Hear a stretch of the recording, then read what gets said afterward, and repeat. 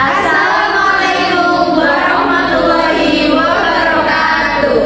Kami dari kelompok 6 akan memaparkan materi 5 tentang TESTI sebagai teknik analisis komparasional bivariat. Saya Sofia Ramadhani Vika Allegra dengan NIM akhir 217. Saya Novalia Maksa Salsabila dengan NIM akhir 237. Saya Diananda Priana dengan NIM akhir 236. Saya Sandra Kurniati dengan nomor akhir NIM 227. Saya Kanaya Aroyan dengan NIM akhir 229. Saya Isra Ulsan Gani Fauzia dengan NIM akhir 240. Saya Lisa Nurasiza dengan NIM akhir 235. Baik, selamat menyimak teman-teman.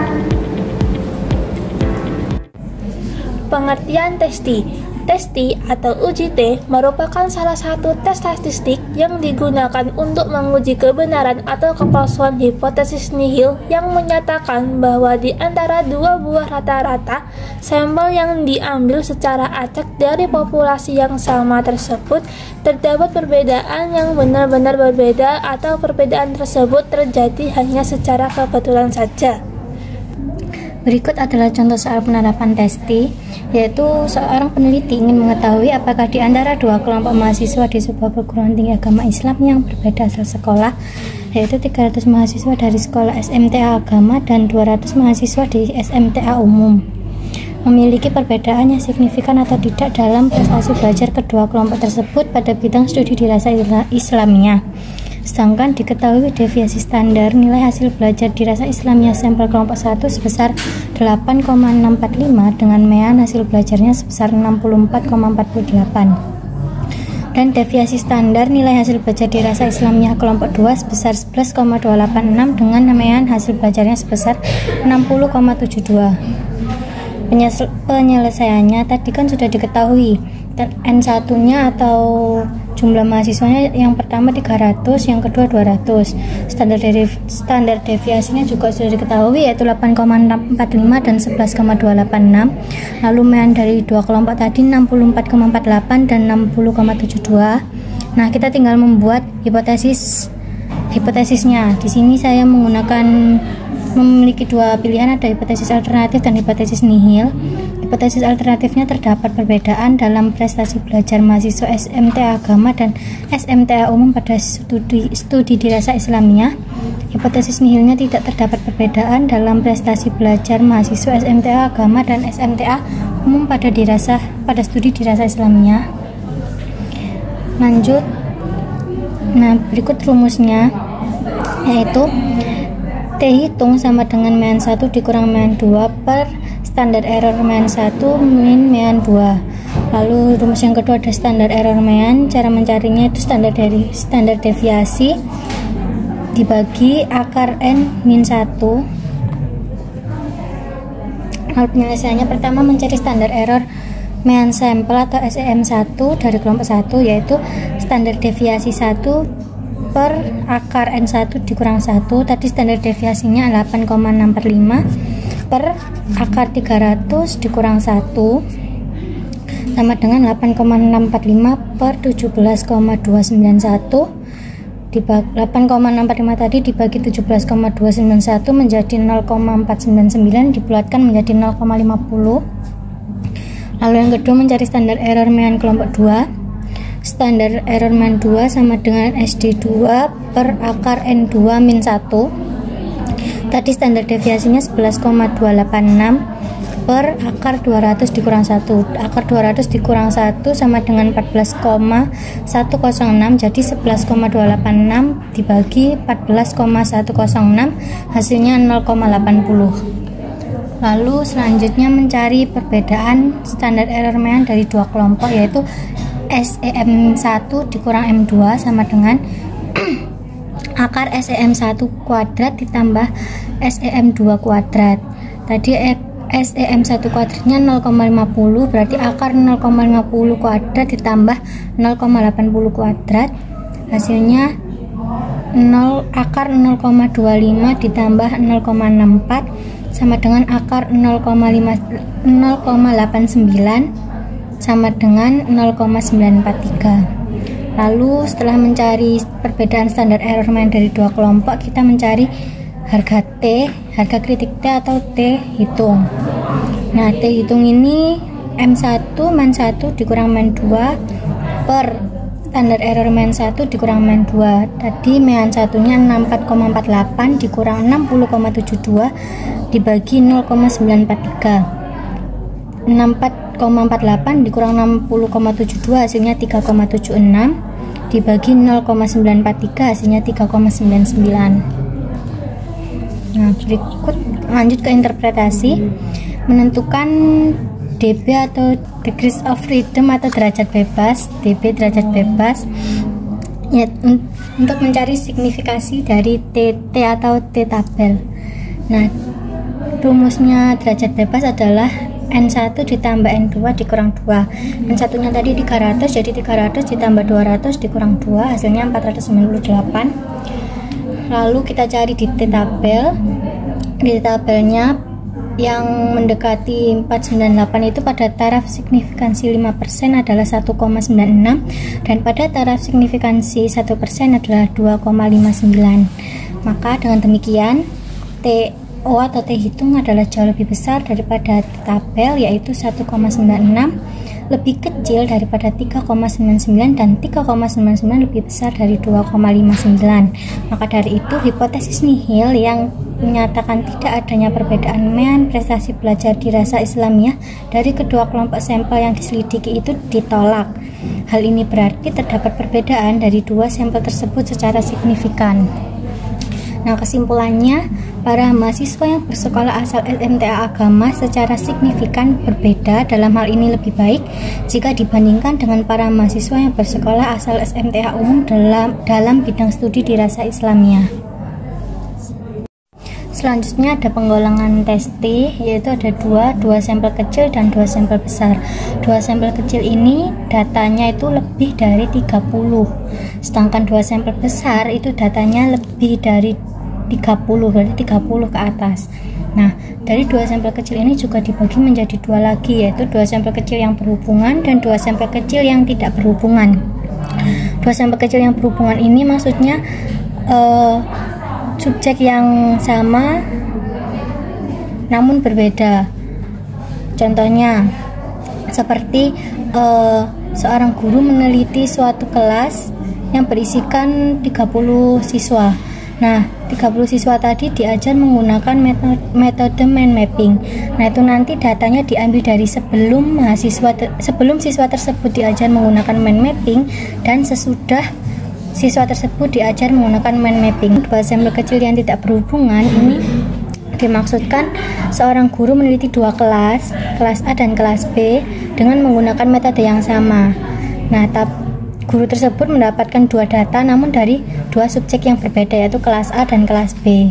Sedangkan untuk yang berhubungan tadi hanya dari kelas A namun sudah mendapatkan dua data, yaitu sebelum dan sesudah, seperti itu. Begitu pula dengan dua sampel besar. Dua sampel besar yang berhubungan tadi sudah sama seperti dua sampel kecil yang berhubungan, dan dua sampel besar yang tidak berhubungan juga penjelasannya sama dengan dua sampel kecil yang tidak berhubungan. Akan tetapi dua sampel besarnya yang berhubungan dan yang tidak berhubungan itu datanya lebih banyak dari dua sampel kecil, yang dimaksudkan adalah lebih dari 30 tadi. Ya, selanjutnya ada tes T untuk dua sampel kecil yang saling berhubungan. Dua sampel data yang merupakan sampel kecil atau N kurang dari 30 dengan dua subjek yang sama atau saling berhubungan. Paired sample t-test adalah uji parametrik yang digunakan untuk melihat apakah ada perbedaan rata-rata antara dua sampel yang saling berpasangan atau berhubungan. Adapun beberapa syarat yang harus dipenuhi untuk menggunakan uji paired sample t-test adalah, yang pertama adalah data dari kedua sampel harus memiliki jumlah yang sama atau berasal dari sumber yang sama. Yang kedua, sebelum melakukan uji paired sample t-test, perlu dilakukan uji normalitas terlebih dahulu. Selanjutnya ada rumus untuk t-test. Nah, di sini ada TO atau T observasi sama dengan MD per SEMD. MD di sini adalah mean difference, sedangkan SEMD adalah standard error mean difference. Selanjutnya ada satu contoh soal. Suatu penelitian eksperimental telah berhasil menemukan metode M sebagai metode baru untuk mengajarkan bidang studi agama Islam di SMTA. Dalam rangka uji coba efektivitas metode baru, maka dilaksanakan penelitian lanjutan dengan mengajukan H0. Tidak terdapat perbedaan sikap keagamaan yang signifikan di kalangan siswa SMTA sebelum dan sesudah diterapkannya metode M. N sama dengan 20 orang sampel siswa. Ditanya, apakah hipotesis nihil diterima? Nah, di sini terdapat dua tabel. Tabel 8.1 skor yang mengembangkan sikap keagamaan dari 20 orang siswa SMTA pada saat pre-test dan post-test. Dan sedangkan tabel 8.2 perhitungan untuk memperoleh T. Di sini terdapat data sebelum diterapkannya metode baru. Nah, yang kanan sesudah diterapkannya metode baru. Nah, untuk tabel 8.2 adalah perhitungan untuk memperoleh T. Di sini terdapat D atau difference. Difference adalah perbedaan. Jadi untuk mencari D atau perbedaan, caranya 78 dikurangi 75 atau X dikurangi Y. Ini ya, sudah terdapat rumusnya. Sudah terhitung semuanya. Kemudian yang sebelah kanan sendiri ada D kuadrat, tinggal dikuadratkan. Selanjutnya ada langkah penyelesaian. Pada tabel 8.2 telah diketahui sigma D sama dengan min 90 dan sigma D kuadrat sama dengan 1002. SDD sama dengan akar sigma D kuadrat per N dikurangi sigma D per N kuadrat. Langsung saja angka-angkanya dimasukkan dan dihitung. Sama dengan akar 50,1 dikurangi min 4,5 kuadrat. Hasilnya seperti ini dan hasil akhirnya adalah 5,464. Selanjutnya kita mencari SEMD. Rumusnya SDD per akar N-1. SDD tadi sudah diketahui 5,464 per akar 20 dikurangi 1. Hasil akhirnya adalah 1,253. Dan terakhir adalah mencari TO. Rumus TO adalah MD per SEMD sama dengan MD-nya diketahui minus 4,50 per SEMD-nya 1,253. Hasilnya adalah 3,591. Nah, untuk mencari DF atau DB adalah N-1. N-nya tadi 20 dikurangi 1 sama dengan 19. Nah, pada taraf signifikansi 5% pada T tabel adalah 2,09. Dan pada taraf signifikansi 1% di T tabel adalah 2,86. Sehingga perbandingan antara TO dan TT adalah seperti ini ya. Jika kita menggunakan taraf signifikansi 5%, maka TO lebih besar daripada T tabel. Sedangkan jika kita menggunakan taraf signifikansi 1%, maka TO lebih besar daripada T tabel. Nah, untuk bidang sosial humaniora biasanya menggunakan taraf signifikansi 5%. Jadi interpretasinya adalah karena TO lebih besar dari T tabel, maka hipotesis nihil atau H0 ditolak. Berarti adanya perbedaan skor sikap keagamaan pada siswa SMTA antara sebelum dan sesudah diterapkannya metode baru M merupakan perbedaan yang signifikan. Kesimpulannya, berdasarkan hasil uji coba yang telah dilakukan, dapat dinyatakan bahwa metode mengajar agama Islam M telah menunjukkan efektivitas yang nyata sehingga dapat diandalkan sebagai metode yang baik untuk mengajar bidang studi agama Islam pada tingkat SMTA. Nah, di sini sudah terlampir perhitungan dengan SPSS. Baik, untuk materi yang selanjutnya adalah testi 2 sampel kecil yang tidak saling berhubungan. Pada dasarnya, uji independent test adalah sebuah uji untuk mengetahui apakah terdapat perbedaan yang signifikan antara 2 sampel bebas yang tidak berhubungan. 2 sampel bebas itu bisa berasal dari 2 kelompok data yang bebas, tidak saling berpasangan, dan bisa jadi berasal dari subjek yang berbeda. Jadi uji independent test pada 2 sampel kecil yang tidak saling berhubungan ini berasal dari data yang kurang dari 30 dan juga datanya berasal dari sumber yang berbeda dan tidak saling berhubungan.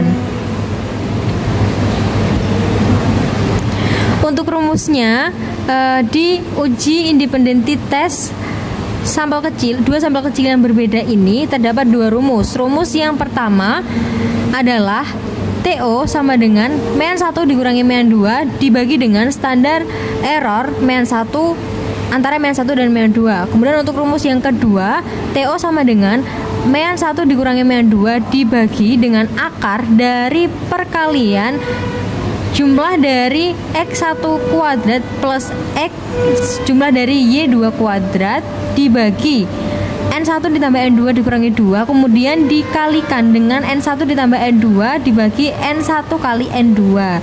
Untuk keterangannya sendiri, N ini adalah jumlah dari datanya. Kemudian untuk jumlah X1 kuadrat, jumlah Y2 kuadrat itu akan dijelaskan di selandia selanjutnya. Di sini terdapat satu contoh soal, yakni dari suatu kegiatan penelitian dengan menggunakan sampel sejumlah 10 orang remaja yang berdomisili di daerah rural dan 10 orang remaja yang berdomisili di daerah urban, telah berhasil dihimpun data kuantitatif berupa skor yang melambangkan sikap keagamaan dari kedua kelompok remaja tersebut sebagaimana tertera pada tabel 8.3. Misalkan kita ingin menjawab pertanyaan. Pertanyaannya adalah, apakah memang dengan secara signifikan terdapat perbedaan sikap keagamaan di antara kedua kelompok remaja tersebut di atas? Tabelnya ada di sini, yakni untuk remaja yang berdomisili di daerah rural atau kita lambangkan dengan lambang X, itu datanya ada 896696856. Kemudian untuk remaja yang berdomisili di daerah urban itu datanya ada 78547566585. Untuk menjawab pertanyaan pertama kali harus dilakukan adalah dengan merumuskan atau mengajukan hipotesis. Di sini saya menggunakan hipotesis nihil atau yang seringkali disebut dengan HO. HO di sini berbunyi, di kalangan para remaja yang berdomisili di daerah rural dan para remaja yang berdomisili di daerah urban tidak terdapat perbedaan sikap keagamaan yang signifikan. Jadi HO ini intinya memberikan pernyataan bahwasanya di dua daerah tersebut tidak ada perbedaan sikap keagamaan yang signifikan. Nah, kita harus membuktikan apakah HO ini ditolak atau diterima melalui pencarian TO atau uji t-test pada data ini. Nah, penyelesaiannya mohon maaf, ini adalah tabel yang sudah dicari data-data yang diperlukan. Pertama, nanti ini akan dijelaskan setelah selandia selanjutnya. Nah, untuk mencari isi-isi data yang ada di tabel tadi, kita harus mencari ini terlebih dahulu. Nah, untuk pertama, digunakanlah rumus yang pertama tadi, yakni TO sama dengan -1 dikurangi -2 dibagi standar error antara -1 dan -2. Untuk mencari TO dengan rumus ini, kita harus mencari mean dari data X atau daerah rural tadi dan juga mean dari data Y atau daerah urban tadi yang telah disimbolkan menjadi X dan Y. X adalah daerah rural dan Y adalah daerah urban. Nah, untuk mean X atau saya simpulkan dengan 1, X1 berarti mean dari data X sama dengan mean 1 dan mean dari data Y sama dengan mean 2. Nah, untuk mencari mean sendiri, rumusnya mean adalah jumlah X, jumlah datanya dibagi dengan banyaknya data. Nah, kita harus mencari N-nya terlebih dahulu, banyaknya data. Dari data pertama tadi kan ada, dari data pertama tadi jumlahnya kan ada 10, 1, 2, 3, 4, 5, 6, 7, 8, 9, 10. Dari data X atau data 1 ada 10 data, dan data Y atau data 2 juga terdapat 10 data. Jadi N dari X maupun Y itu sama-sama 10. Ditulislah N-nya sama dengan 10. Kemudian kita harus mencari sigma X, jumlah data dari data X dan jumlah data dari data Y. Nah, ini bisa dicari di sini. 8 ditambah 9 ditambah 6 ditambah 6 ditambah 9 hingga ketemu jumlah data X-nya adalah 70. Jangan teman-teman tolong jangan diperhatikan tulisan-tulisan yang ini ya, karena kita harus mencari N-nya terlebih dahulu. Untuk yang ini itu akan dijelaskan di berikutnya juga. Nah, untuk sama kita harus mencari jumlah dari data Y dengan menjumlahkan data-data yang ada. Nilai-nilai yang ada itu dijumlahkan satu persatu, dimulai dari 7 ditambah 8 tambah 5 tambah 4 hingga terakhir ditambah 5 di sini, hingga ketemulah jumlah data Y-nya adalah 60. Kemudian kita sendiri di sini sudah mempunyai N1, N2, kemudian sigma jumlah data X dan juga jumlah data Y. Selanjutnya adalah kita mencari meannya. Jangan perhatikan yang ini dulu ya teman-teman, perhatikan yang ada di sini terlebih dahulu, karena untuk mencari ini kita harus mempunyai mean terlebih dahulu. Nah, untuk mean data X atau mean 1, rumusnya sama dengan sigma X dibagi N. Tadi jumlah data X-nya adalah 70, kemudian N dari data X-nya adalah 10. 70 dibagi 10 ketemulah 7. Berarti mean 1 atau mean X-nya sama dengan 7. Lalu mean 2 atau mean Y-nya sama dengan sigma Y atau jumlah data Y dibagi banyaknya data Y atau N di sini sama dengan tadi jumlah data Y-nya kan 60, kemudian N data Y sama dengan 10. Jadinya 60 dibagi 10 ketemulah 6. Sehingga mean 1-nya 7 dan juga mean 2-nya 6. Kemudian untuk mencari ini balik lagi ke tabel sebelumnya. Nah, di sini harus menambah satu tabel lagi dan dua tabel lagi, yakni simbolnya tuh X kecil dan juga Y kecil. Nah, X kecil ini diperoleh dari data X masing-masing datanya. Jadi dari masing-masing nilainya mulai dari 8, 9 hingga 6 di sini itu dikurangi dengan meannya. Tadi kan mean X-nya 7. Jadi masing-masing nilainya ini dikurangi dengan angka 7. 8 kurangi 7, 9 kurangi 7. Terus hasilnya ditulis di kolom tabel yang simbolnya X kecil. Jadi X ini adalah X kecil ini adalah data X dikurangi mean. Nah, ditulislah di sini 8 dikurangi 7 sama dengan plus 1, 9 kurangi 7 plus 2, 6 dikurangi 7 min 1, 6 kurangi 7 min 1 hingga selesai. Hingga data nilai terakhir ini ada 6 dikurangi min 7 dikurangi 7 sama dengan min 1. Begitu juga dengan data yang Y.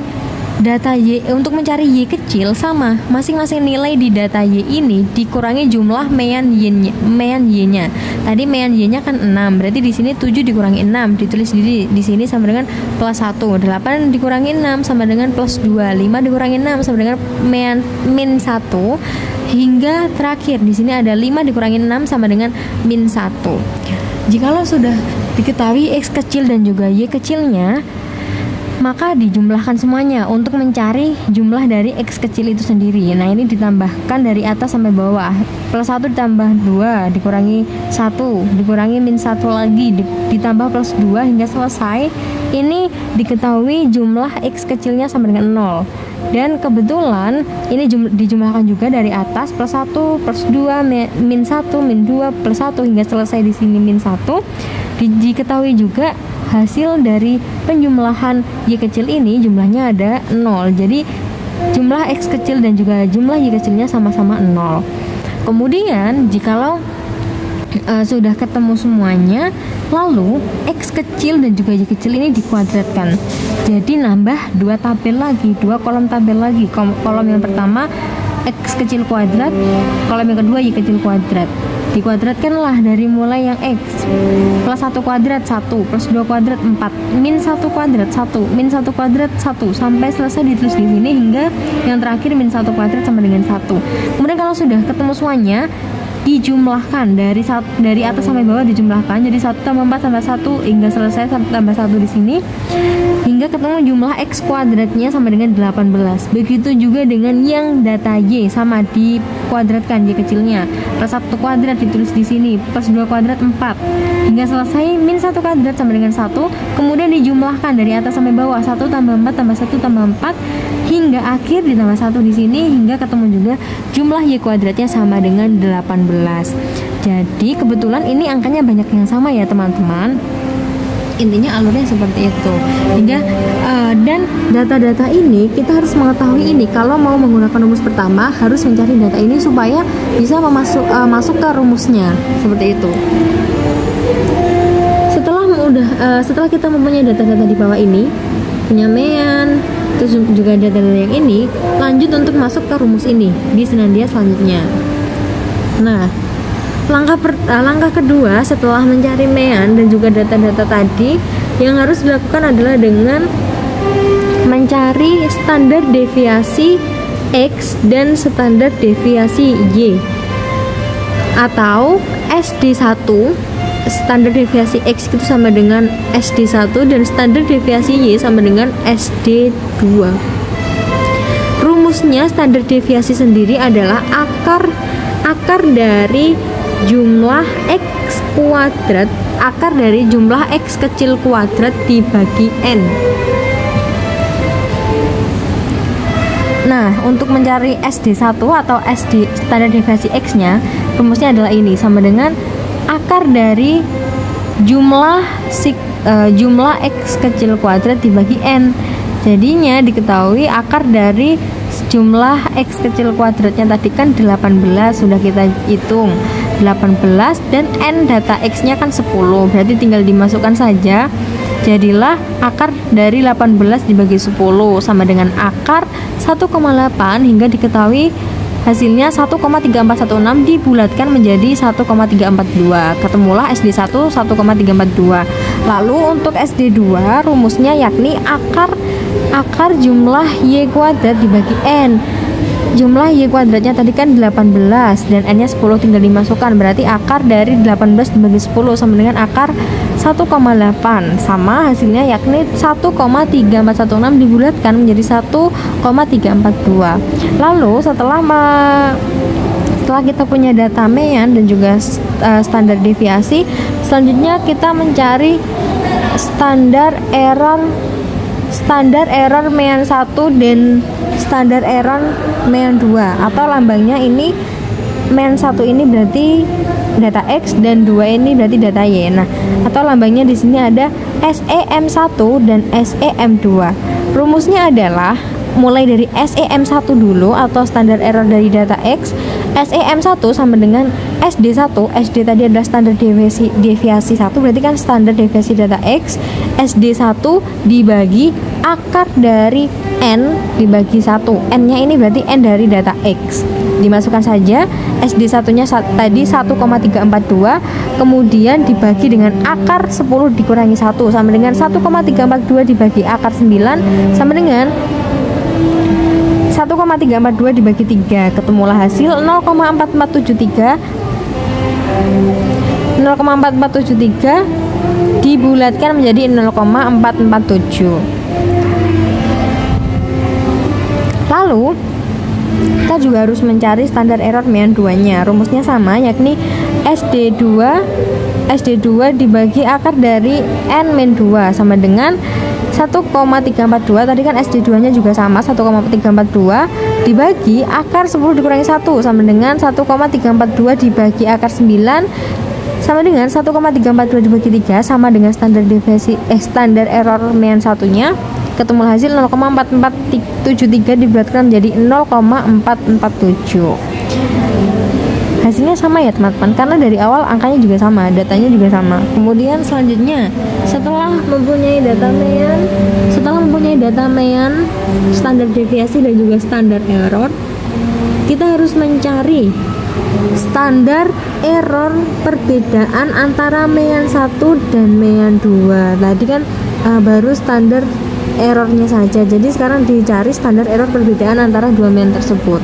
Nah, rumusnya ini dilambangkan dengan SEM1 min M2. Rumusnya adalah akar dari SEM1 kuadrat ditambah SEM2 kuadrat. Tadi kan SEM1 nya 0,447, SEM2 nya juga 0,447, berarti tinggal dikuadratkan lalu diakarkan hingga sama dengan akar dari 0,447 kuadrat ditambah 0,447 kuadrat sama dengan akar dari 0,200 ditambah 0,200 sama dengan akar dari 0,400 sama dengan hingga ketemu hasil 0,6324 dibulatkan menjadi 0,632. Setelah mempunyai data tersebut dari mulai mean, standar deviasi, standar error dan juga standar error perbedaan mean, selanjutnya yang terakhir adalah mencari T observasi. T observasi yaitu tadi atau TO dengan rumus yang pertama, yakni rumusnya mean 1 dikurangi mean 2 sama dengan mean 1 dikurangi mean 2 dikurangi standar error perbedaan mean 1 dan mean 2 hingga ketemulah di sini sama dengan mean 1 nya tadi kan 7, mean data X dikurangi mean 2 atau mean data Y nya kan 6, berarti 7 dikurangi 6 dibagi SEM1 min M2 nya kan 0,632 dimasukin di sini, dihitunglah 7 dikurangi 6 1 dikurangi 0,632 ketemu hasil 1,5, ini 1 dikurangi 0,632 ketemu hasil 1,5822 dibulatkan menjadi 1,582 hingga ketemulah TO atau T observasinya adalah 1,582.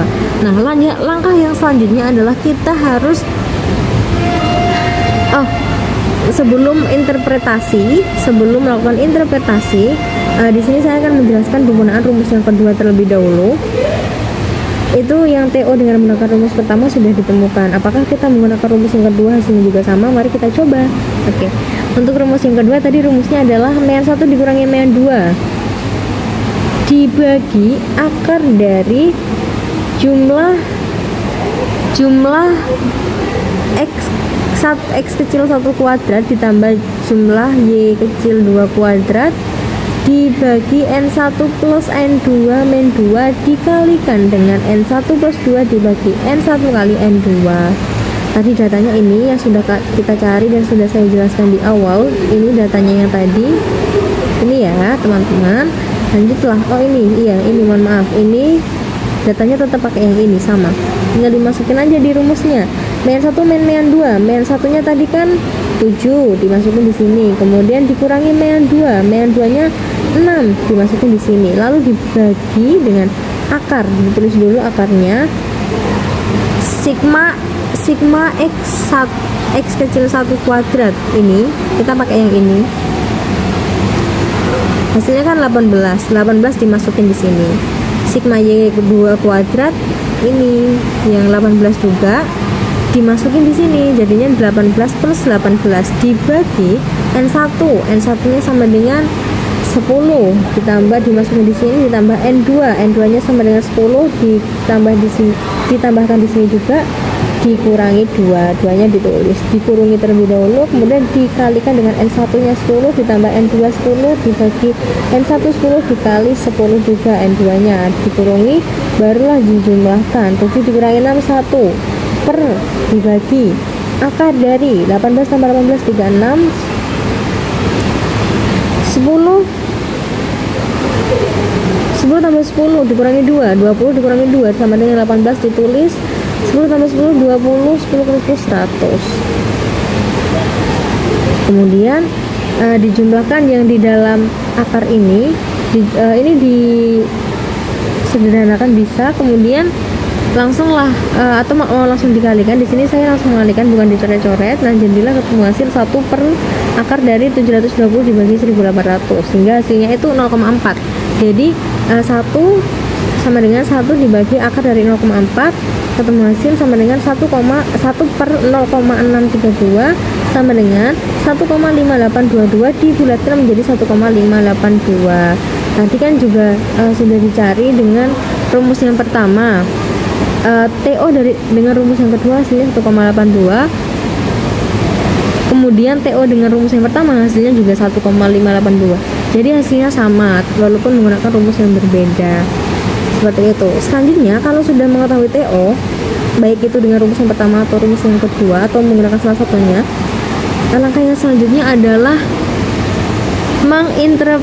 menginterpretasi terhadap TO. Nah, untuk interpretasi terhadap TO-nya sendiri kita harus mencari DF atau DB-nya. Gunanya mencari ini itu adalah gunanya untuk menginterpretasi TO tersebut. Nah, rumus dari DF atau DB di sini saya menggunakan DB.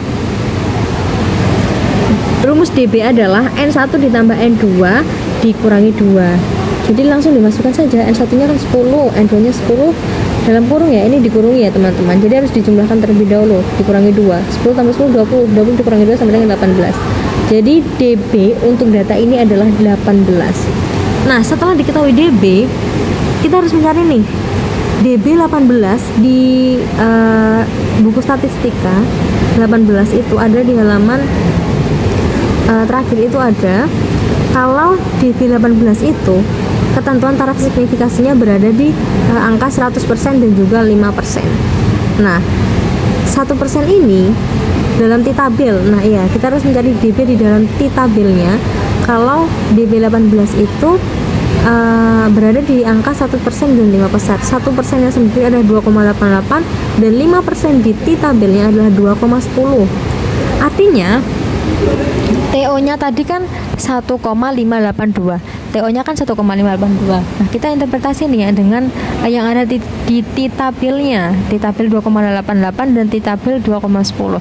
Artinya TO ini kan lebih kecil daripada T-tabel. TO ini kan lebih kecil daripada T-tabel, baik yang 1% maupun yang 5%. Karena TO lebih kecil, maka hipotesis nihil yang kita ajukan tadi itu diterima, disetujui. Jadi kalau T observasinya itu lebih kecil dari T-tabel, maka kalau kita mengajukan hipotesis nihil atau HO, maka hipotesis nihil kita itu akan diterima atau disetujui. Yang mana hipotesis nihil tadi kan bunyinya tidak ada perbedaan sikap keagamaan yang signifikan di antara kedua kelompok remaja yang disebutkan. Berarti karena TO-nya lebih kecil daripada T-tabel, maka hipotesis nihil atau HO yang menyatakan bahwasanya tidak ada perbedaan sikap keagamaan yang signifikan antara kedua kelompok remaja yang disebutkan di muka itu diterima atau disetujui. Ini interpretasinya. Untuk kesimpulannya, dapat disimpulkan bahwasanya adanya perbedaan lingkungan tempat tinggal atau domisili di kalangan para remaja yang sedang diteliti. Perbedaan sikap keagamaannya itu tidaklah membawa perbedaan yang signifikan terhadap sikap keagamaan, melainkan perbedaan ada hanya karena kebetulan saja. Hal tersebut dibuktikan dengan hasil T observasi yang lebih kecil daripada T-tabel. Jadi, karena TO atau T observasinya itu lebih kecil dari T-tabel, artinya itu memang ada perbedaan antara dua kelompok tersebut. Tetapi dalam catatan, kalau TO lebih kecil daripada T-tabel itu, perbedaannya itu bukanlah perbedaan yang signifikan, tetapi perbedaannya adalah perbedaan yang kebetulan saja. Perbedaannya kebetulan, tetap ada perbedaan, tapi perbedaannya kebetulan saja, seperti itu. Untuk materi selanjutnya akan dilanjutkan oleh rekan saya. Berikut penjelasan dengan SPSS-nya. Kali ini saya akan menjelaskan tentang contoh tes T untuk dua sampel besar yang satu sama lain saling berhubungan, yang datanya berupa data tunggal dan range-nya lebih dari 30. Jadi datanya lebih dari 30 data. Rumus yang digunakan adalah T observasi sama dengan mean 1 dikurangi mean 2 per SE mean 1 dikurangi mean 2. Untuk contoh penerapannya, misalkan dalam penelitian dengan menggunakan 5 orang siswa kelas coba berhasil dihimpun data berupa skor yang melambangkan sikap keagamaan mereka sesudah dan sebelum mereka diajar dengan metode baru. Sebelum masuk ke tahap rumus, di sebelah kanan ada data yang berupa 50 data skor sikap keagamaan siswa. Di tabel tersebut terbagi menjadi 3 tabel: nomor subjek, sesudah diajar dengan metode baru, dan sebelum diajar dengan metode baru. Untuk contoh soalnya, selidikilah dengan seksama apakah memang secara signifikan terdapat perbedaan sikap keagamaan di kalangan para siswa tersebut antara sesudah dan sebelum diajar dengan metode baru dengan cara merumuskan terlebih dahulu hipotesis alternatif dan hipotesis nihilnya. Jika terdapat hipotesis alternatif, berarti terdapat perbedaan sikap yang signifikan antara sesudah dan sebelum. Jika hipotesis nihil, tidak terdapat perbedaan sikap sebelum dan sesudah mereka diajarkan. Di sebelah kanan terdapat tabel distribusi frekuensi skor untuk variabel X, yaitu yang sesudah, dan variabel Y yang sebelum. Jadi kita ibaratkan X sesudah dan Y sebelum. Lalu kita akan mencari mean, deviasi standar, dan standar error dari mean variabel X dan mean variabel Y. Di dalam tabel tersebut terdapat huruf F, yaitu frekuensi. Jadi ada berapa skor yang ada di dalam tabel 50 data yang awal tadi. Jadi misalkan 74 itu terdapat dua skor, jadi frekuensinya 2. Untuk N itu total frekuensi seluruhnya.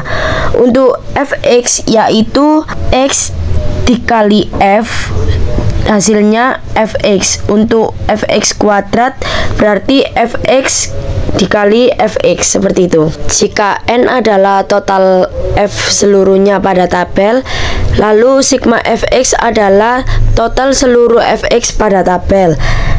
Sama seperti sigma Fx kuadrat, yaitu total seluruh Fx kuadrat di dalam tabel.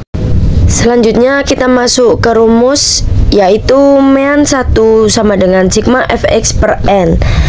Dan diketahui sigma Fx nya 3508 per N nya 50, hasilnya 70,16. Selanjutnya kita mencari standar deviasi 1 atau ST1 sama dengan akar sigma Fx kuadrat per N dikurangi dalam kurung sigma Fx per N tutup kurung kuadrat. Hasilnya adalah akar 246.368 per 50 dikurangi 3508 per 50 kuadrat.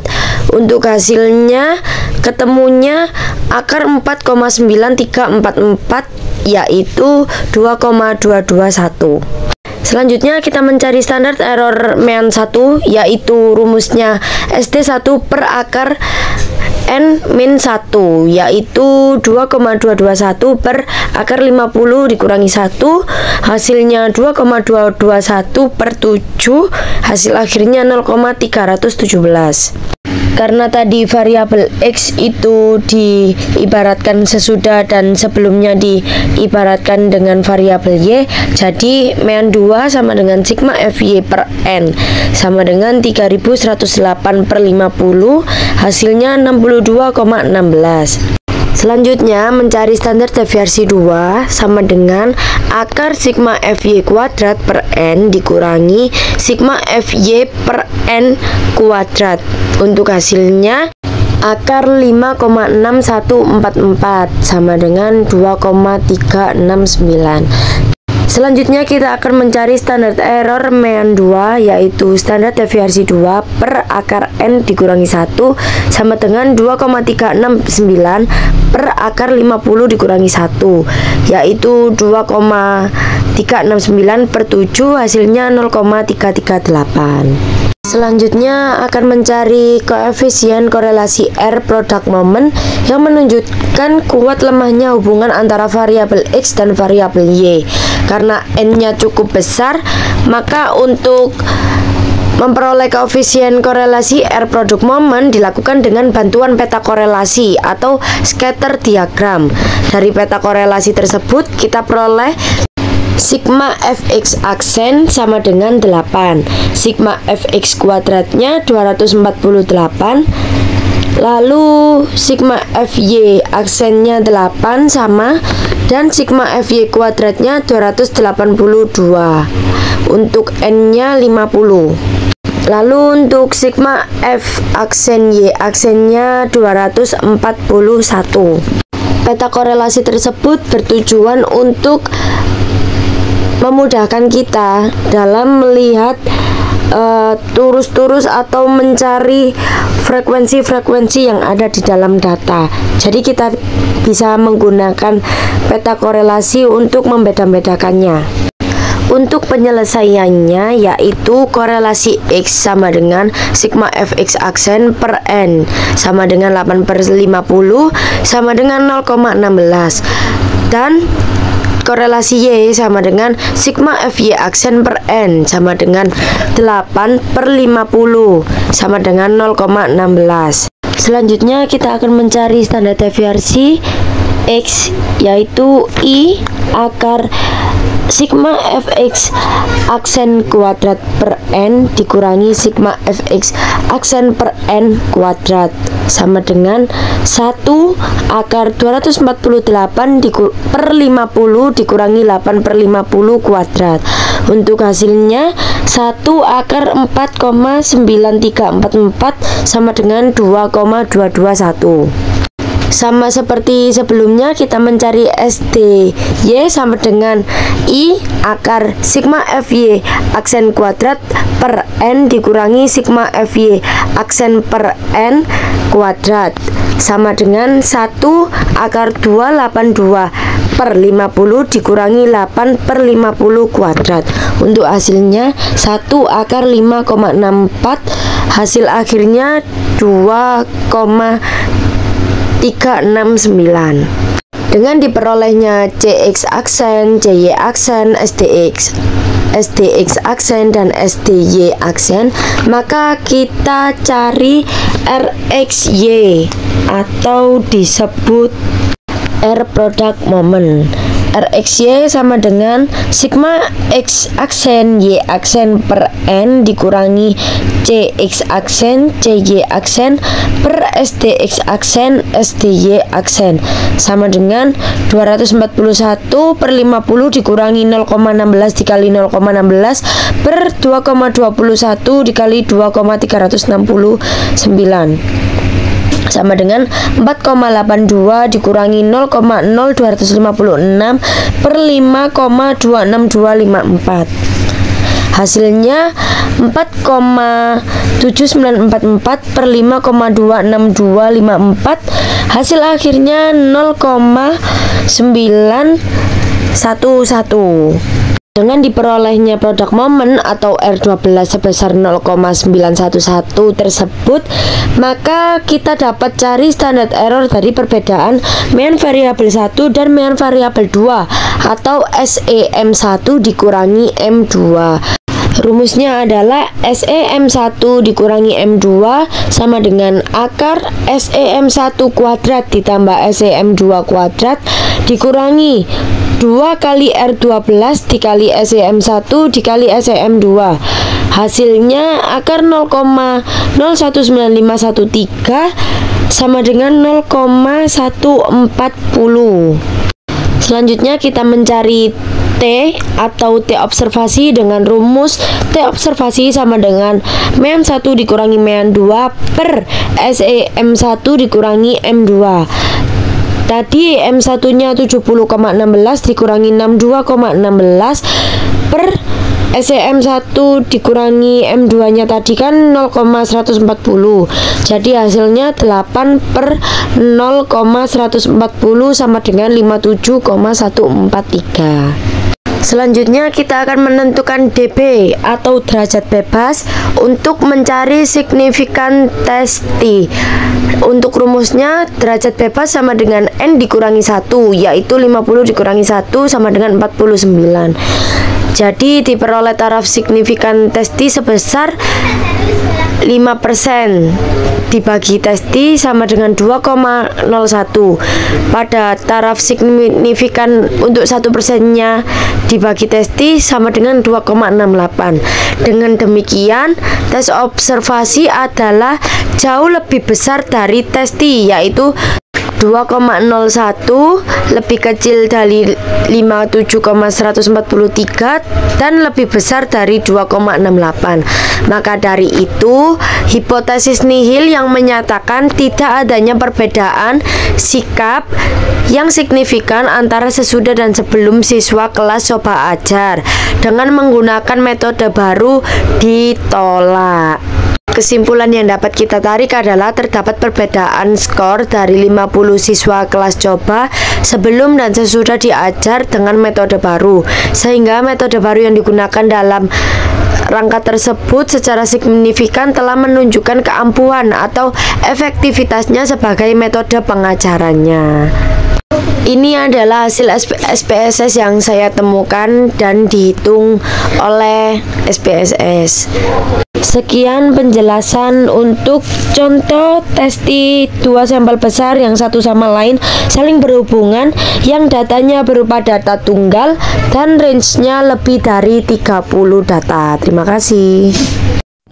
Baik, selanjutnya adalah 2 sampel besar yang saling berhubungan, yakni dengan menggunakan data kelompok dengan range sama atau lebih dari 30. Di sini contoh soalnya adalah selidiki secara seksama apakah memang secara signifikan terdapat perbedaan skor hasil tes matematika di kalangan para siswa lulusan SMTA tersebut antara sesudah dan sebelum mengikuti program bimbingan tes matematika. Caranya adalah dengan merumuskan HA dan HO.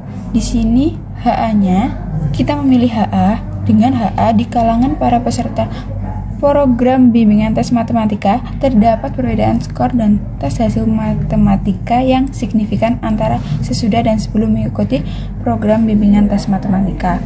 Di sebelah sini adalah data yang ada di halaman 337 sampai 338 yang menggambarkan data X ini adalah sesudah mengikuti bimbingan dan data Y ini sebelum mengikuti bimbingan. Caranya untuk menentukan hasilnya adalah yang pertama yang tadi merumuskan HA, dan yang kedua adalah menguji kebenaran atau kepalsuan hipotesis di atas menggunakan tes T dengan langkah sebagai berikut. Yang pertama adalah menyiapkan tabel distribusi frekuensi skor hasil tes bimbingan matematika sesudah, yakni yang digambarkan dengan variabel X, dan sebelum dilaksanakannya program itu dilambangkan dengan variabel Y. Jadi dari data ini kita masukkan dulu ke dalam tabel distribusi frekuensi seperti ini. Selanjutnya adalah mencari mean, standar deviasi, dan standar error dari variabel X terlebih dahulu. Yang pertama, kita bentuk dulu tabel data seperti ini yang menggunakan tabel distribusi frekuensi tadi yang dimulai dari ini dan ini. Kemudian kita menentukan X-nya, kita temukan dahulu M aksennya sebesar 77. 77 ini didapat dari nilai tengah 75 hingga 79. Jadi ditemukan nilainya itu 77. Kemudian kita cari X aksen. X aksen kita mulai dari angka 0 terlebih dahulu. 0 ini ditaruh di sini karena letaknya lurus dengan M aksen. Jadi kita mulai 0, terus untuk ke atasnya kita beri nilai positif, jadi positif 1, 2, 3, 4 dan seterusnya bila datanya lebih banyak. Kemudian untuk ke arah bawahnya kita beri tanda negatif, jadi negatif 1, 2, 3 sampai 5 dan seterusnya. Kemudian mencari F aksen. F aksen ini didapatkan dari ini 4 dikali 3 sama dengan 12. 3 dikali 5 sama dengan 15. Seperti itu seterusnya. Apabila tandanya negatif, maka di sini juga ditemukan hasil negatif. Lalu dari f aksen ini dijumlahkan secara keseluruhan dengan tetap memperhatikan positif dan negatif angkanya. Jadi dari semua keseluruhan ini itu ditemukan nilai 4 sigma fx aksen. Selanjutnya adalah mencari fx aksen kuadrat, yakni dengan cara 12 dikali 4 hasilnya 48. Lalu 15 dikali 3 sama dengan 45. Seperti itu seterusnya sampai bawah. Jadi dari secara keseluruhan ini, karena ini kan negatif dengan negatif, ditemukan hasil positif. Kemudian dari awal hingga akhir itu dijumlahkan dan ditemukan nilai 232 sigma fx aksen kuadrat. Selanjutnya adalah mencari mean M1. Jadi M1 itu rumusnya adalah M aksen ditambah I sigma fx aksen per N. Jadi kita masukkan M aksennya tadi ditemukan 77, kemudian intervalnya adalah 5. Jadi dimasukkan, kemudian sigma fx aksennya adalah 4. Jadi ditaruh sini, kemudian dibagi N-nya 40. Ditemukan hasilnya 77 ditambah 0,50 sama dengan 77,50. Kemudian selanjutnya adalah mencari standar deviasi.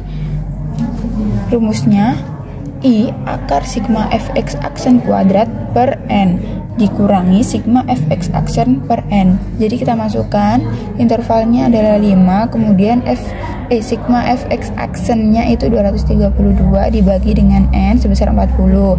Kemudian sigma fx aksennya juga 4 dibagi N 40 dikuadratkan. Di sini ditemukan hasil 5 akar 5,8 dikurang 0,01 sama dengan 5 akar 5,79. Kemudian di sini itu akar dari 5,79 itu 2,406. Itu dikalikan dengan interval, ditemukan jumlahnya adalah sebesar 12,03. Selanjutnya adalah mencari standar error. Standar error ini rumusnya M aksen M1 di SD1 per akar N-1 sama dengan 2,03, karena di sini SD1-nya ditemukan ini, kemudian per akar 40 per N, karena di sini kan akar 40 min 1, maaf, karena di sini N-nya 40 dan dikurangi 1, jadi ditemukannya kan akar 39. Nah, akar dari 39 itu 6,4245. Kemudian dari ininya masuk ke sini tetap. Jadi 12,03 itu dibagi 6,245 ditemukan hasil 1,926. Selanjutnya adalah mencari mean, standar deviasi dan standar error dari variabel X. Dari sini sama seperti tadi caranya, kita temukan dulu M aksennya. Di sini dari variabel Y-nya ditemukan 72, yakni nilai tengah dari interval 70 hingga 74. Kenapa beda dari yang tadi? Kan tadi 75, karena tadi itu variabel X, jadi kita ambil nilai yang atas. Kemudian untuk variabel Y kita ambil nilai bawahnya. Selanjutnya untuk ini sama seperti tadi, dimulai dari angka 0 terlebih dahulu, kemudian ke atas positif dan ke bawah negatif. Dan untuk FY aksennya sama juga seperti variabel Y, kita kalikan 5 kali 1 sama dengan 5, 4 kali 5 sama dengan 20, seperti itu seterusnya. Dan untuk variabel yang nilainya negatif, kita beri tanda negatif juga. Dari FY aksen ini ditemukan 27 dari penjumlahan dan tetap memperhatikan negatif dan positifnya nilai, jadi ditemukan nilai sebesar 27 sigma sigma FY aksen. Kemudian selanjutnya mencari FY aksen kuadrat. Dari 5 dikali 5 sama dengan 25, seperti itu seterusnya sampai sini. Dan untuk nilai negatif, karena negatif hasilnya menjadi positif.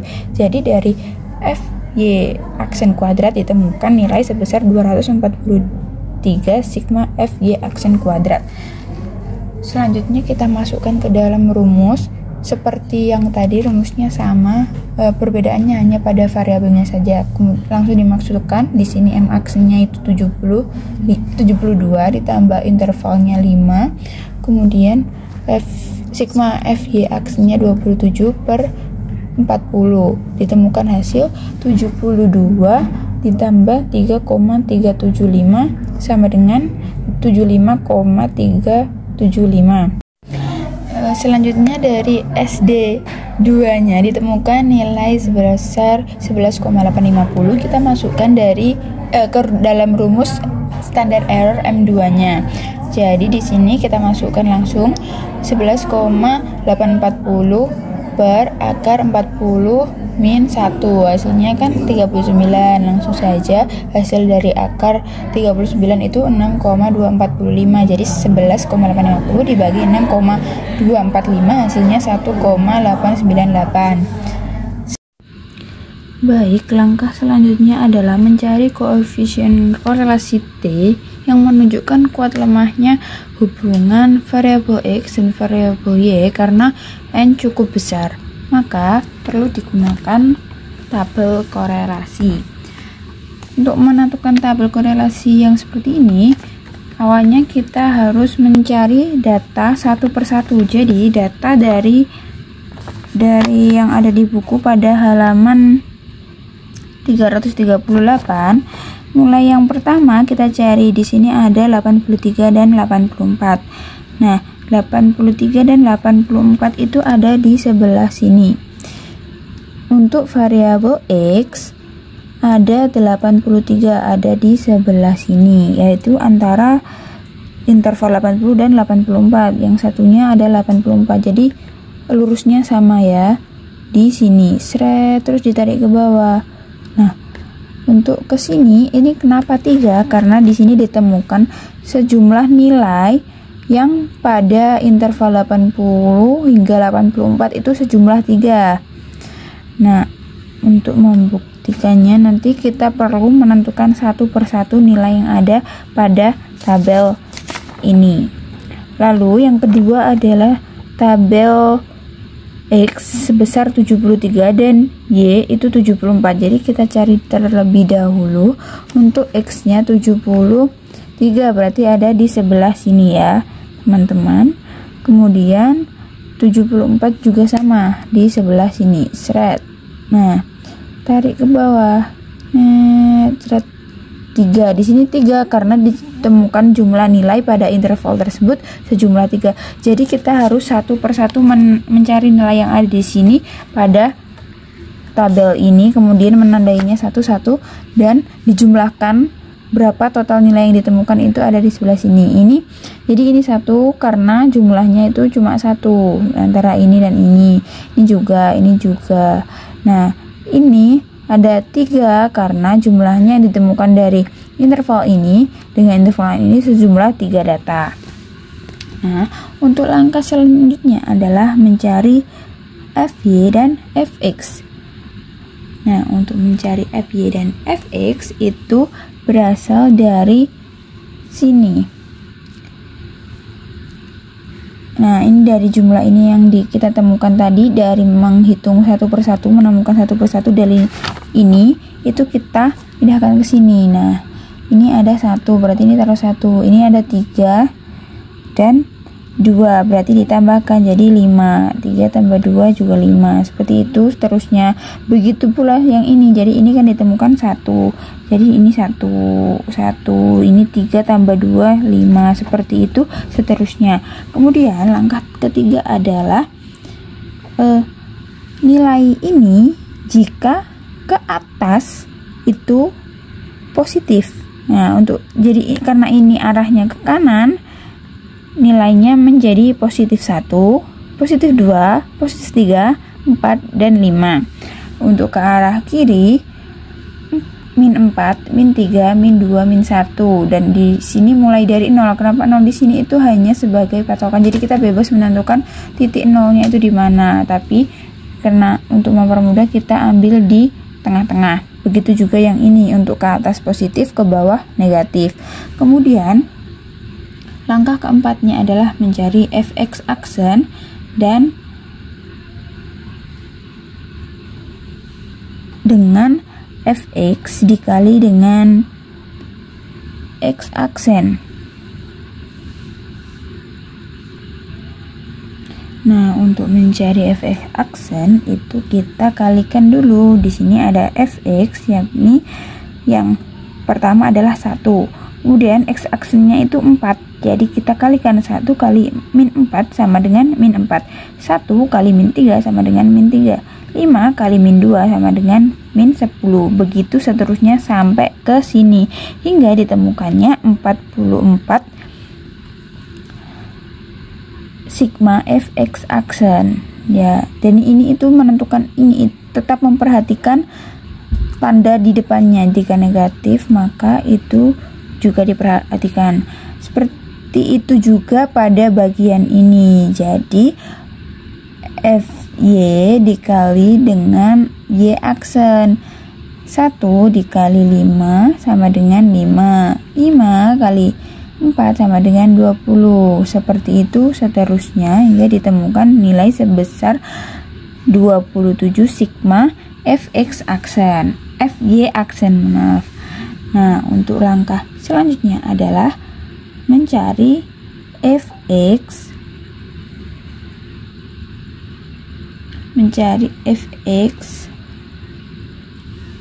aksen kuadrat, yaitu dengan cara fx aksen kuadrat dikali dengan x aksen.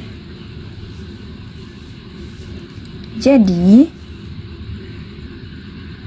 kita kalikan x aksen ini dengan fx aksen, jadi 4 dikali 4 sama dengan 16.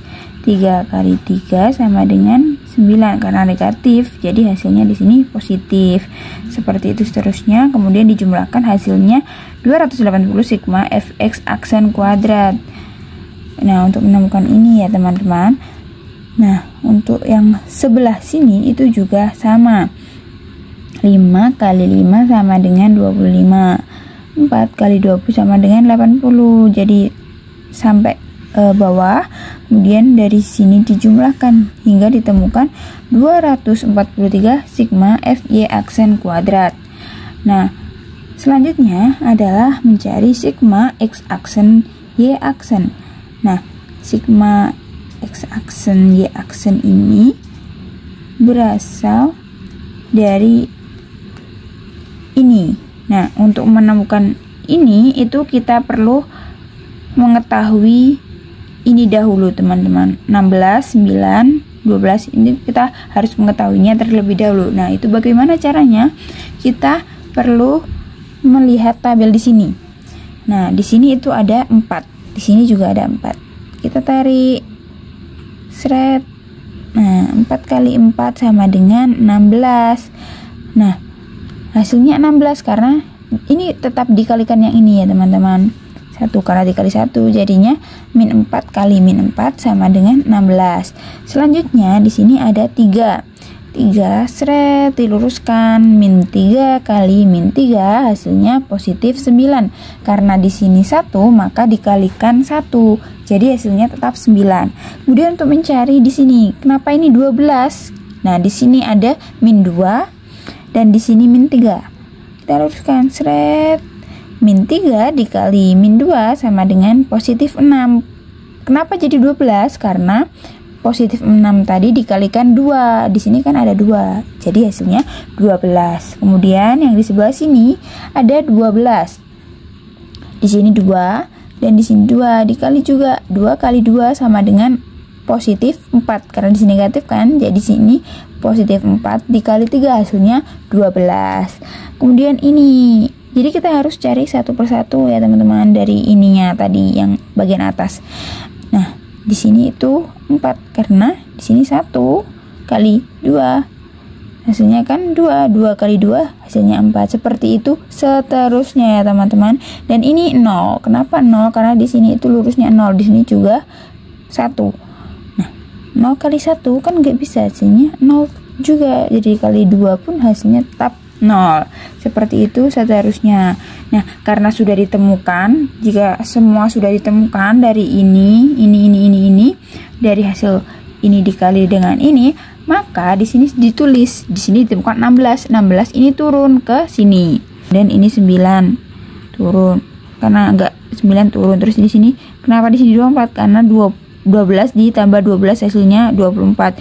4 tambah 3 hasilnya 7. 0 jadi hasilnya juga 0. 3 tambah 0 hasilnya 3. Di sini 12 tambah 2 14. Seperti itu seterusnya. Pada bagian sini juga sama, 25. Di sini juga 25. 48 tambah 40 hasilnya 88. 27 tambah 24 hasilnya 57. Seperti itu seterusnya. Kemudian pada bagian akhir kita jumlahkan 250. Dari sebelah sini itu hasilnya 252 sigma X aksen Y aksen. Pada bagian sini 252 sigma Y aksen Y aksen. Nah, dari peta korelasi yang sudah kita cari, maka diperolehlah sigma Fx aksen sebesar 44, sigma Fy aksen 27, sigma Fx aksen kuadrat 280, sigma Fy aksen kuadrat 243, dan sigma X aksen Y aksen 252. Dan N-nya sebesar 60 dari ini. Ini dijumlah hasilnya 60. Selanjutnya setelah mencari peta korelasi tadi adalah mencari Cx atau C koreksi. Rumusnya adalah Cx sigma Fx aksen per N. Nah, sigma Fx aksen tadi itu kan setelah ditemukan nilainya itu 44 dan N-nya 40, jadi 44 per 40 hasilnya 1,1. Langkah selanjutnya adalah mencari Cy dengan rumus sama seperti ini, hanya beda variabelnya saja. Jadi tadi variabel Y-nya ditemukan 27 dan N-nya 40, jadi 27 per 40 hasilnya 0,675. Selanjutnya adalah mencari SDX aksen. Rumusnya I akar sigma Fx aksen kuadrat per N dikurangi sigma Fx aksen per N kuadrat. Nah, sigma Fx aksen kuadrat tadi ditemukan sebesar 280, N-nya 40, dan intervalnya ini sudah dipastikan itu 1. I-nya itu sudah tetap dari sana 1. Nah, kemudian dari ini 280 itu dikurangi dengan ini 44, ini sigma, hasil dari sigma Fx aksen dibagi 40 terus dikuadratkan, hasilnya adalah 1,1 kuadrat. Jadi di sini itu 280 dibagi 40 hasilnya 7. Nah, 7-nya turun. Nah, ini 1,1 kuadrat itu 1,21 ya hasilnya. Nah, langsung ke langkah berikutnya. 7 dikurangi 1,21 hasilnya 5,79. Jadi 1 akar 5,79. Ini dikalikan akar dari 5,79 itu 2,406 karena dikali 1 jadi hasilnya tetap. Lalu selanjutnya adalah mencari SDY aksen. Ini SDX, jadi yang ini SDY.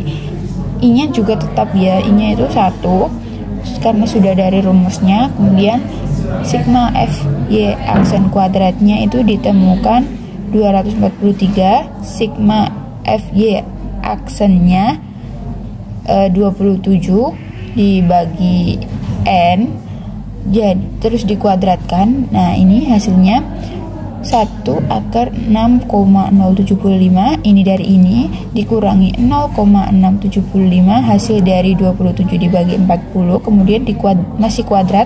Nah, hasil dari kuadrat ini itu 0,455625. Jadi dari 6,075 dikurangi 0,455625. hasilnya 1 akar 5,619. Akar dari 5,619 hasilnya 2,370. Selanjutnya adalah mencari Rx atau R12. Nah, ini rumusnya adalah R12. Nah, rumusnya adalah sigma X aksen Y aksen dibagi N dikurang CX1 dikali CY1 dibagi dengan SDX kali SDY sama dengan 252, yakni hasil dari sigma X aksen Y aksen itu tadi kan ditemukan 252 dibagi dengan 40 terus dikurangi CX satunya itu 1,1 dikali dengan CY1 nya itu 0,675. Kemudian hasil dari ini dibagi, hasilnya adalah dibagi dari SDX dan SDY 2,406 dan SDY nya 2,370. Nanti ini tuh dikali. Nah, dari hasil ini 252 dibagi 40 itu 6,3 dan dikurangi ini itu dikalikan dulu, hasilnya 0,742. Terus ini juga dikali, hasilnya 5,702. Hasil dari ini dikurangi itu 5,557 dibagi 5,702 ditemukan, ini dibagi 5,557 dibagi 5,702 itu hasilnya 0,974. Nah, dari perhitungan sebelumnya juga maka ditemukan SEM satunya itu 1,926 dan SEM2 nya 1,898 dan R12 nya itu 0,974. Nah, selanjutnya adalah mencari perbedaan standar error, perbedaan main variabel X dan variabel Y.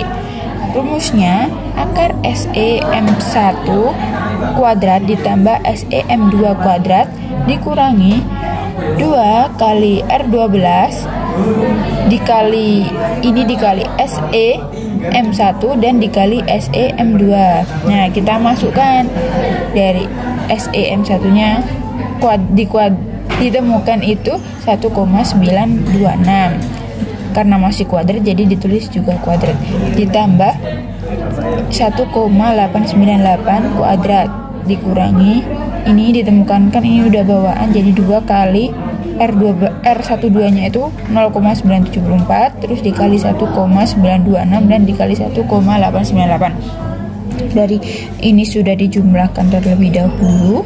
Nah, ini kuadrat kan, jadi hasil dari kuadrat itu tadi kuadrat ini tuh 3,709 dan kuadrat ini 3,602. Nah, ini setelah dikali itu ditemukan nilai sebesar 7,121. Ini dengan ini dijumlahkan kemudian dikurangi, hasilnya akar 0,190. Nah, akar dari ini itu hasilnya 0,436. Nah, kemudian kita mencari TO atau T observasi. Rumusnya adalah M1 dikurangi M2 per SEM1 dikurangi M2. Hasilnya tadi M1 nya 77,50, M2 nya 75,375 per SEM1 dan dikurang M2 nya kan 0,436. Nah, dari ini itu dikurangi terlebih dahulu, kemudian hasilnya ini dibagi 0,436, hasilnya 4,87. Nah, hasilnya kan sudah ditemukan tadi bahwa hasilnya itu 4,87. Sekarang kita akan menginterpretasikan dari hasil tersebut. Nah, untuk menentukan itu kita menentukan DF dan atau DB terlebih dahulu untuk mencari signifikansi T tabel. Nah, DF atau DB nya itu rumusnya N dikurang 1. Nah, N-nya tadi kan 40, jadi dikurang 1 hasilnya 39. Taraf signifikansi itu 5%, dari T-tabel itu 2,02, dan untuk 1%-nya ditemukan 2,69. Itu sudah ada pada buku pada halaman 405. Nah, selanjutnya adalah mencari TO. Nah, TO-nya tadi kan kita temukan sebesar ini 4,87. Nah, 4,87 ini kan lebih besar daripada 2,69 dan 2,02. Maka dari ini telah ditarik kesimpulan. Dengan demikian, maka hipotesis A atau hipotesis alternatif itu diterima karena terdapat perbedaan yang signifikan antara variabel X dan variabel Y. Nah, kenapa diterima? Karena jumlahnya T observasi itu lebih besar. Nah, maka dari itu antara skor hasil tes matematika sebelum dan sesudah dilaksanakannya program bimbingan matematika terdapat perbedaan yang signifikan antara sesudah dan sebelum melakukan tes, sehingga pelaksanaan program bimbingan matematika tersebut berhasil membantu siswa dalam meningkatkan kemampuan mereka untuk menghadapi tes di Penmaru. Sekian penjelasan dari saya. Terima kasih. Ini hasil dari SPSS yang telah kami lakukan. Kita lanjut dengan tes T dengan 2 sampel besar yang tidak berhubungan. Kita langsung ke contoh soalnya saja. Studi eksperimen yang dilaksanakan dengan tujuan untuk menguji kebenaran atau kepalsuan. Hipotesis yang mencatatkan bahwa dengan menggunakan metode mengajar yang baru, prestasi belajar para siswa SMTA lebih baik daripada diajar dengan menggunakan metode lama. Telah menetapkan 50 orang siswa SMTA yang diajar dengan menggunakan metode baru, variabel X, dan 50 orang siswa yang diajar dengan metode lama, variabel Y, sebagai sampel penelitian.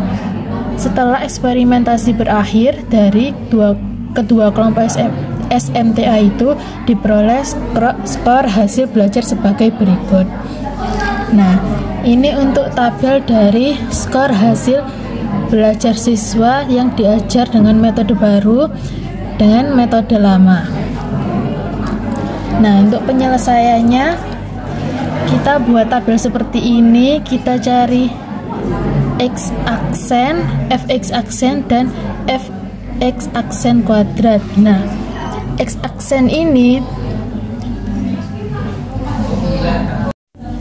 nah kita buat tabel terlebih dahulu ya. Ini skor, frekuensi. Nah, kita cari M aksennya nilai tengah, yaitu 62. Kenapa kok 62? Karena diambil dari frekuensinya yang paling banyak. Nah, kenapa 62 lagi? Karena diambil dari interval antara 60 sampai 64. Nah, ini yang lainnya juga sama seperti yang saya jelaskan ini. Nah, untuk X aksennya lurusnya 62 ini, M aksen ini 0. Nah, di ke atas itu plus, yang ke bawah itu min. Nah, 1 2 3 4 5, 1 2 3 4. Nah, untuk Fx aksennya frekuensi dikali X aksen, 5 kali 3 sama dengan plus 15. 1 kali 3 sama dengan min 3, dan seterusnya. Lalu Fx aksen kuadrat. Nah, ini diperoleh dari 15 kali 5 sama dengan 75, dan seterusnya. Nah, dijumlah Fx aksen dijumlah sama dengan 55. Nah, Fx aksen kuadrat dijumlah diperoleh 319. Nah, kemudian mencari mean variabel X atau variabel 1. Rumusnya M1 sama dengan M aksen ditambah interval dikali sigma Fx aksen per N1. Nah, M aksennya tadi kan sudah diketahui 62 masuk, intervalnya 5, sigma fx aksen sama dengan 55 dikurangi N-nya ini N1 50. Nah, langsung 55 dibagi 50 dikali 5 sama dengan 5,5. 62 ditambah 5,5 sama dengan 67,50. Lalu kita mencari standar deviasi variabel X. Nah, rumusnya adalah SD1 interval akar sigma fx kuadrat per N1 dikurangi sigma fx aksen sama dengan sigma fx aksen per N1 kuadrat. Nah, intervalnya tadi 5, sigma fx kuadratnya 319 dikurangi N1 nya tadi bagi N1 nya tadi 50 dikurangi sigma fx aksennya 55, N1 nya 50 kuadrat. Nah, 319 per 50 sama dengan 6,38 dikurangi 55 per 50 dikuadratkan 1,21. Nah, 6,38 dikurangi 1,21 hasilnya 5,17. Nah, akar dari 5,17 adalah 2,274 dikali 5 11,368 dibulatkan menjadi 11,37. Nah, seterusnya kita mencari standar error nean variabel X. Rumusnya SEM1 sama dengan SD1 per akar N1 kurang 1. Lah, SD-nya tadi kan sudah diketahui ini 11,37 dibagi akar 50 kurang 1. Ya, akar 50 kurang 1 sama dengan 49. Akar dari 49 sama dengan 7. 11,37 dibagi 7 sama dengan 1,624. Nah, kita beralih ke variabel Y. Nah, ini sama seperti tadi ya. Untuk tabelnya kita cari variabel yang lebih besar. Nah, kenapa ini kok ada dua? Variabelnya kan ada dua yang lebih frekuensinya kan ada dua yang lebih besar. Nah, kita cari yang tengah-tengah antara ini sampai ini tuh biar seimbang atas dan bawah. Nah, kita ketemu M aksennya di sini 62 kita dapat dari interval nilai tengah 60 sampai 64. Nah, untuk Y aksennya kita tarik kayak tadi lurusnya M aksen ini 0 ke atas plus ke bawah negatif. Nah, untuk FY nya frekuensi dikali Y aksen 2 kali plus 5 sama dengan plus 10 dan seterusnya dijumlahkan hasilnya sama dengan 14. Untuk FY aksen kuadrat 10 dikali 5 sama dengan 50 dan seterusnya hasilnya 270. Nah, kita mencari mean variabel Y. Rumusnya sama kayak tadi, cuma ini kan gantinya M2 gitu. M2 sama dengan M aksen plus I dikali sigma FY aksen dibagi N1.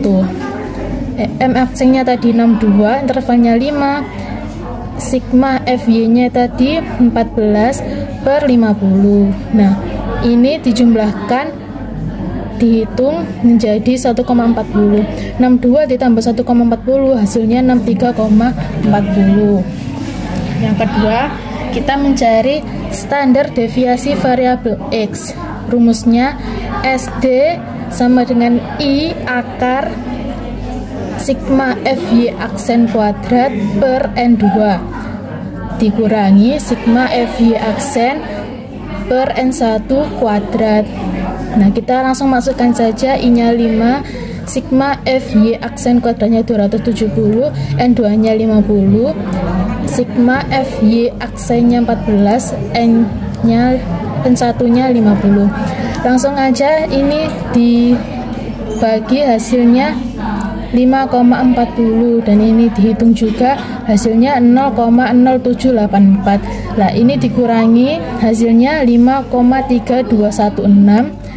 Nah, lalu akar dari 5,3216 adalah 2,307 dikalikan 5 hasilnya 11,535.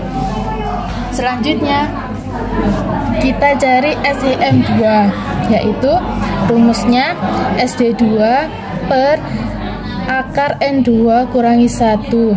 SD2 nya tadi ini masukkan 11,535 per akar 50 kurang 1. Nah, 50 kurang 1 sama dengan 49, akar dari 49 7, 11,535 per 7 sama dengan 1,6478 dibulatkan menjadi 1,648. Lalu kita mencari standar error perbedaan mean variabel 1 dan variabel 2. Rumusnya SEM1 dikurangi M2 sama dengan akar SEM1 kuadrat ditambah SEM2 kuadrat, sama dengan masukkan saja hasilnya tadi 1,624 kuadrat ditambah 1,648 kuadrat. Nah, ini dikalikan hasilnya 2,637376 ditambah ini juga dikalikan 2,71594. Nah, ini dijumlahkan hasilnya 5,353280 diakarkan sama dengan 2,3137 dibulatkan menjadi 2,314. Nah, terakhir kita mencari TO, T observasi. Rumusnya adalah M1 dikurangi M2 per SEM1 min M2. Nah, kita langsung masukkan saja M1 M2 yang sudah diketahui tadi, yaitu 67,50 dikurangi 63,450 per SEM tadinya ini 2,314. Nah, ini dikurangi hasilnya 4,10 dikurangi 2,314. Nah, ini dibagi sama dengan 1,7718 dibulatkan menjadi 1,772. Nah, selanjutnya kita interpretasi. Yang pertama, menentukan DF, degrees of freedom, atau DB, derajat bebas, untuk mencari signifikansi T tabel. Nah, rumus dari DF atau DB ini N1 tambah N2 dikurangi 2. Nah, N1 N2 nya tadi sama-sama 50, masukkan saja lalu dikurangi 2. Nah, 98. Maka kita peroleh pada taraf signifikansi 5% T tabel sama dengan 1,98 dan pada taraf signifikansi 1% T tabel sama dengan 2,63. Nah, dengan demikian T observasi jauh lebih kecil daripada T tabel kan, maka hipotesis nihil diterima, yang berarti skor hasil belajar siswa SMTA yang diajar dengan menggunakan metode baru dan metode lama tidak adanya perbedaan mean dari kedua sampel yang bersangkutan.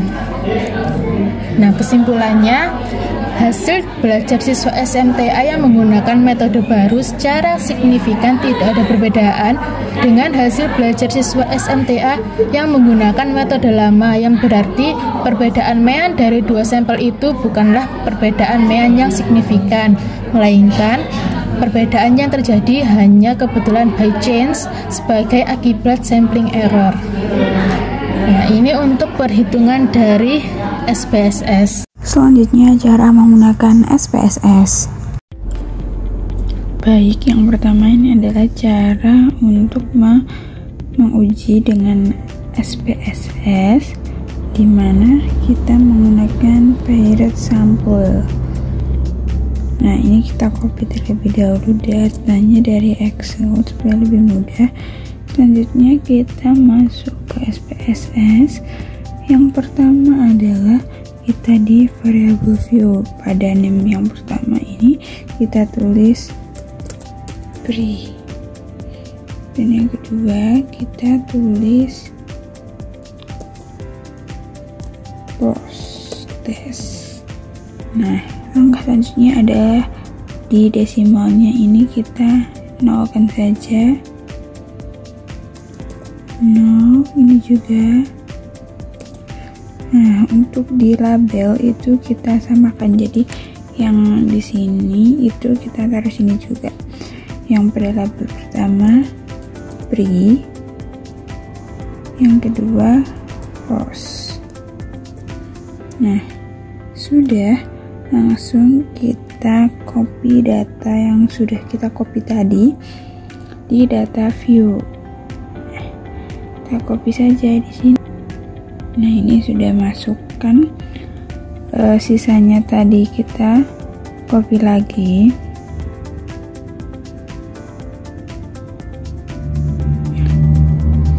Copy, terus kita masukin di SPSS-nya lagi.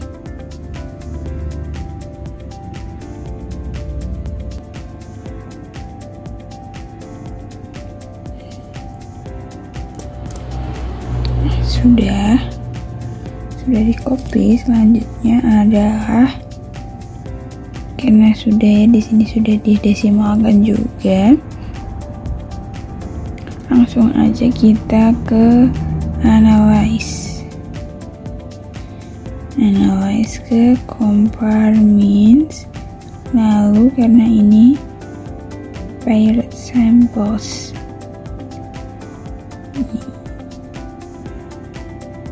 langsung ini kita masukkan.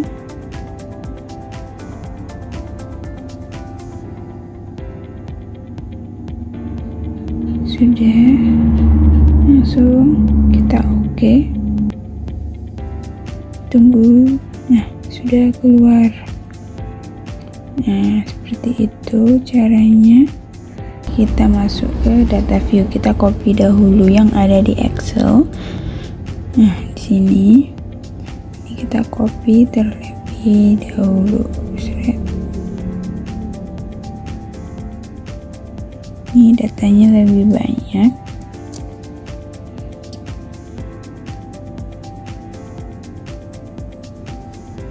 Kita paste.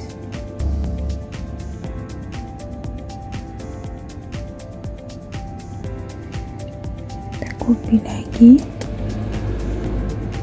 Metode baru dengan metode lama, jadi kita taruh di sini. Untuk metodenya di sini. Kayak ini metode baru, ini untuk metode baru ya, yang di bawah ini nanti ada yang variabel kedua itu metode lama.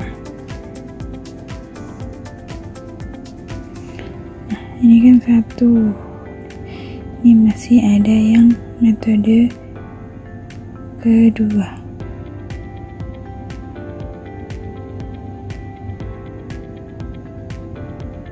Kita copy. Ini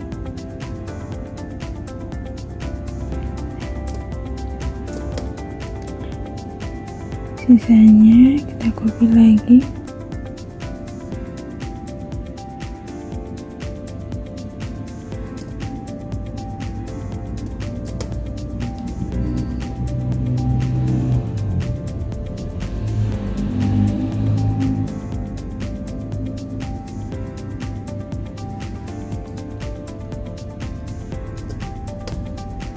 Sudah, kita ke variable view. Nah, desimalnya diganti 0,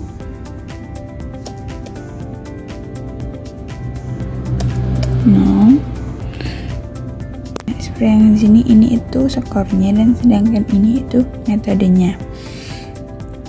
Labelnya kita kasih 1 dan yang punya 2 gitu aja. Nah, lanjut ke value.